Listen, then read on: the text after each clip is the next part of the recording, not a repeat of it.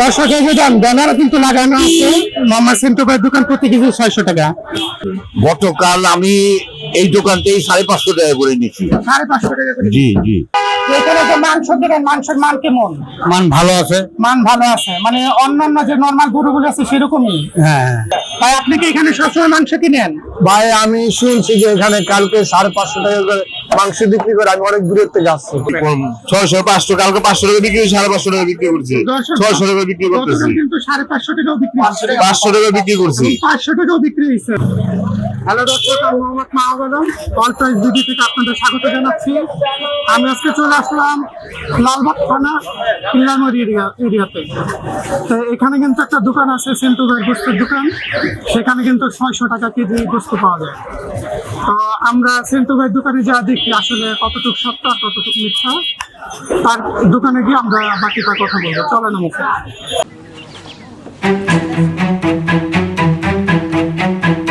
আমরা কিন্তু এখন কিল্লামোড় বাজারে দাঁড়ায় আছে, এটা কিন্তু লালবাগ থানা পড়ছে, লালবাগ থানা কিল্লামোড় বাজার। এটা কিন্তু একসময় বিখ্যাত বাজার ছিল, যদি 5টা বিখ্যাত বাজার ছিল তখন এই কিল্লামোড় বাজার একসময় নাম করা ছিল। তো এই কিল্লামোড় বাজার আমার মনে হয় 600 টাকা কেজি কারণে আরেকবার নাম দাম ফুটবে, তারা সবাই জানতে পারবে। দর্শক এই যে ব্যানারও কিন্তু লাগানো আছে মোহাম্মদ সিন্টু ভাইয়ের দোকান প্রতি কেজি 600 টাকা। তারা ব্যানারও লাগায় রাখছে, লাগানোর কারণে এখন আপনারা কিন্তু দেখতে পাচ্ছেন। তো দর্শক আমি এখন সিন্টু ভাইয়ের গোস্তের দোকানে চলে আসছি। দেখেন এই যে সাইনবোর্ডটা দেখেন, সিন্টু ভাইয়ের দোকান গরুর গোস্ত প্রতি কেজি 600 টাকা। তো দোকানে যে ওনার আছে আমি তার সাথে এখন কথা বলবো যে তিনি যে 600 টাকা বিক্রি করতেছে সেই ব্যাপারে। কতদিন ধরে শুরু করছে? এই 10-12 দিন ধরে শুরু করছি। 10-12 দিন ধরে। দর্শক 10-12 দিন ধরে কিন্তু 600 টাকা কেজি এটা শুরু হয়েছে, কিন্তু আমরা কিন্তু জানি না। তো এটা কতদিন চলবে আপনাদের? এখন আমরা যতদিন পারুম ততদিন করবো। এখন দাম কম আছে, কমার পিছনে দাম বাড়ে গেলে আবার দাম বাড়ার পিছনে। মানে এখন কিন্তু দাম কম আছে, দাম কমের কারণে উনি কিন্তু 600 টাকা বিক্রি করতে পারছেন। আর যখন দাম বাড়বে তখন হয়তো আরো দাম হ্যাঁ, দাম বাড়াবে। যদি গরুর দাম কমে না যায় তাহলে ওনারা কিন্তু আরো গরুর কম দাম কমলে 500 টাকা বেশি বলবো। এবং ওনারা কিন্তু চ্যালেঞ্জ 500 টাকা দিচ্ছে। গতকালকে 550 বেচছে। 500 টাকা বেশি। গতকাল কিন্তু 550 বিক্রি করছে, এবং ওনারা যদি আরো মানে সুযোগ সুবিধা পায় হ্যাঁ, মানে সুযোগ 500 সুবিধা টাকা করে আমি আরো দাম দাবি করতে পারি।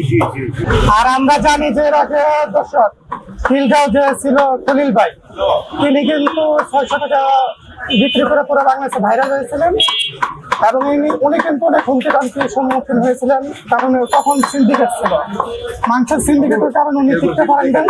তা আজকে আমরা দেখতেছি সেন্টো ভাই আবার শুরু করছে, হয়তো সেন্টো ভাইয়ের দিকে আবার খলিল ভাই শুরু করবো। তা আমরা সেন্টো ভাই কিন্তু এর আগে কিন্তু 600 টাকা বিক্রি করছে, কিন্তু আমরা তো জানি।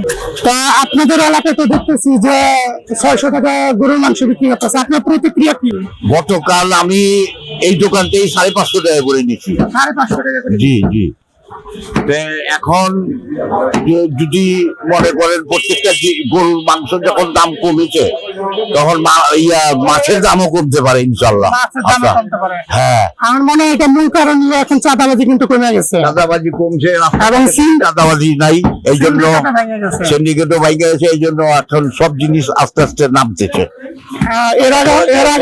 এর আগে আমরা দেখছি যে খলিল ভাই যে আছে উনি কিন্তু হুমকি ধামকির সম্মুখীন হয়েছিলেন, কারণ তখন সিন্ডিকেট অনেক শক্তিশালী ছিল। এখন কি আপনার মনে হয় যে এরকম সিন্ডিকেট আছে?